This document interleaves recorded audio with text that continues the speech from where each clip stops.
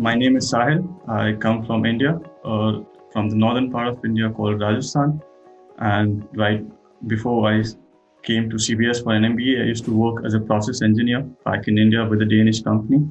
And that was also a big influence on me choosing CBS as my potential MBA destination. And I came to Denmark last year. I finished my MBA at CBS August this year, so right in the middle of Corona.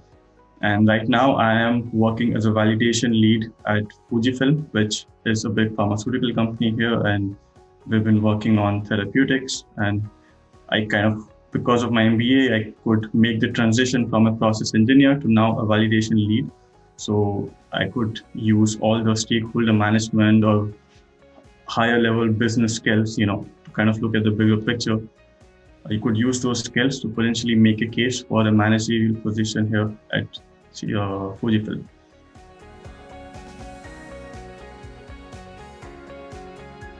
I come from a place called Jaipur in Rajasthan. It's in the northern part of India. My background is in chemical engineering, so I did my bachelor's from India. And then I started working at a Danish company in India called NNE, where I was a process engineer. And while working with NNE, I got a chance to visit the headquarters in Denmark. So I've also worked out of the Copenhagen office for 6 months. And that's when I kind of realized the work-life balance and the whole way of working in Denmark, how different it is to back home in India. That's when I started to think more, deeply about an MBA and why Denmark would be a potential location for me to, get my MBA. And after talking to a few people at my company in Denmark, and then I also had a few coffee meetings with the CBS admissions team, that's when I kind of made my resolve a little more stronger to come back to Denmark, this time as a student. And I did that. I went back to India, applied for CBS, got through, and that's when I kind of realized the sneak peek that I had about the Danish work culture for 6 months, how different it is, from, because at CBS MBA, you kind of get to meet all these different people from different nationalities, different professional and cultural backgrounds. And it's a small cohort, so it's only 35 people. And you don't kind of feel like a number in the class because it's very personalized and very hands-on. You get to interact with professors at a very personal level. So those were a few things which kind of made me realize that my decision to come to Copenhagen ultimately was a good one, because I also had offers from a few other schools in Europe, but then eventually it all worked out with Copenhagen. A few things that really appeal to me about the Danish way of working is the level of autonomy you get as an individual employee. I remember back from India, the hierarchy was a predominant factor in your way of working, right? So if you are an engineer, then you report to your manager and there's a very limited sphere of influence you have in the decision making. But that's completely opposite in Denmark. So even as someone, or as an engineer, or someone with a technical background, your inputs go much beyond your immediate area of work. So you could actually be in meetings with leadership teams about the strategy the company is taking, and your decision making goes beyond the tactical and into the strategical sphere. That's one. Second thing is the flat hierarchies, and it kind of connects back a little bit to the autonomy, because here it's not a problem if you want to jump 3 levels up in the organizational chart and go have a chat directly with the CFO or the CEO about how you think, there's a new way where you can contribute, or if you have a better idea about making better efficiencies within the company, you are not sort of bound by your role in the organizational chart. So flat hierarchy, autonomy, and the working hours are really good. It's very flexible in regard that you can pick your own timings. You can choose to work from home. You can work from the office.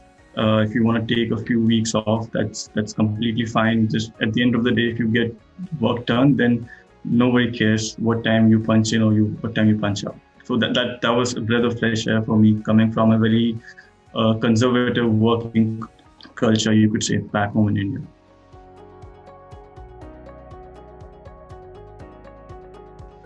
I would not say that I picked CBS in isolation, because making that decision to come to Copenhagen had a lot to do with Denmark in general, because the Danish economy is quite stable in general. Denmark has been a leader in sustainable practices, and the responsible management is quite high in the Danish agenda. So I first started looking at Denmark, and then I narrowed down my search to CBS, and CBS actually has a very good standing in the Danish market and Danish business environment. So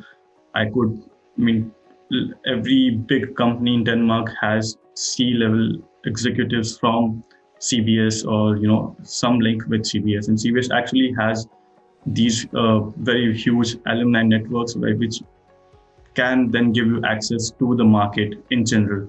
So yeah, it's a combination of a couple of things. Denmark definitely up there, and then CBS because of its history and its tradition, legacy, whatever you want to call it, it does present a very good case. It's quite surprising for me to see a institute or university with that level of repute, because as soon as you even having a normal chat with someone and you just say that you're from CBS, then you can see that it's a university which is reckoned in a very good light in the Danish society. And that same extends when you go towards job hunting and recruiting, because it's immediate and it's apparent that your education does hold a sway over the whole application process, because when you're from CBS, that gives a level of assurance to the recruiters and the company that you have been in the Danish academic environment for a while, and then you kind of understand what are the expectations, and also a level of trust that comes with someone passing out of a CBS with a CBS degree.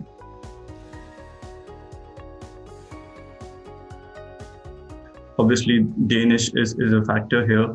There are some roles, especially if you want to work in startups and some of the smaller companies, Danish is a requirement, so to speak. But for me, and looking at my profile, I was mainly aiming at the multinational companies. So not knowing Danish is not necessarily a deal breaker for you. Also, the Danish society in general, they are pretty welcoming for international talent, and I kind of got that impression from, there's this program called Greater Copenhagen Careers Program, which is run by the municipality of Copenhagen. And the whole purpose is to get international students. And it's a 1 year long program where they train you how to go about looking for jobs in Denmark, what are the skills you need to build, how the whole Danish job market works. So how do you work on your CV, what your cover letter should include. So just small things like that, which a foreigner may not necessarily know coming to Denmark, but having programs like this in association with the Danish government really helps you to get on board with the recruitment process in Denmark. And my general impression is that Denmark is quite open to foreigners and internationals, and English is very common in Denmark, so you can talk to anyone on the street and English has never been a problem.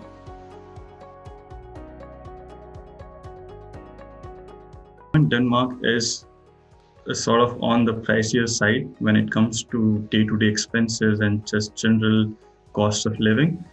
But the return on investment is quite good, I would say, because once you graduate with an MBA degree or a master's degree in general, the labor market does reward you with very competitive salaries. So the salaries are in accordance with the cost of living, I would say. And you do pay a lot more in taxes as opposed to many other countries, but then it all comes back to you via public benefits. So the healthcare, for instance, it's free, education is free. So things like that. If you have a family and if you're planning to start a family in Denmark, then I would say it's a pretty safe bet, and the cost of living kind of evens out with the benefits you get from the public schemes. It has a lot to do with the Danish society in general. So there is this concept in Denmark called Hygge. It's a Danish word which basically the closest translation is to just relax and be in the moment. And that's what reflects in society in general. So there is not a lot of stress. People don't take stress for work or for other things. It's just you go to work, you come back, and then you have a life of your own. So I've seen the work days end at 2 or 3 in the afternoon. So then you have your whole day ahead, and then you can pursue other passions. So it's just the Danish mentality of keeping things light and living in the moment. Also, it does help that Copenhagen has a lot of nice beaches, and there's the weather in the summer is really good. So it generally brings out the happiness and joy factor out of you. So yeah, I think it's got a lot to do with the Danish mentality and the way they view life. First and foremost, the MBA actually enabled me to change my location. So now I'm working in Copenhagen, and that would have been very difficult to do if I did not have a Danish degree, because the Danish market does trust a lot more if you have an academic background from Denmark. That's one.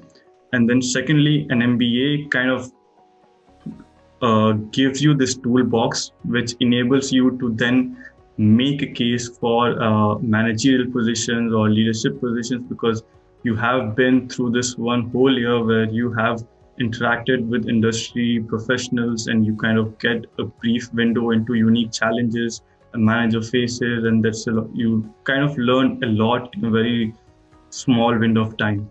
So when you use that and then you couple with your previous work experience, the combination of those two can help you make transitions into the field of your choice. But that again depends on a lot of what you did before the MBA, because let's say for someone with an engineering background, making a switch to something radically different like advertising or marketing may be a little difficult. But if it's along the same industries and you are just trying to change your positions or roles a little bit, then that is very much achievable.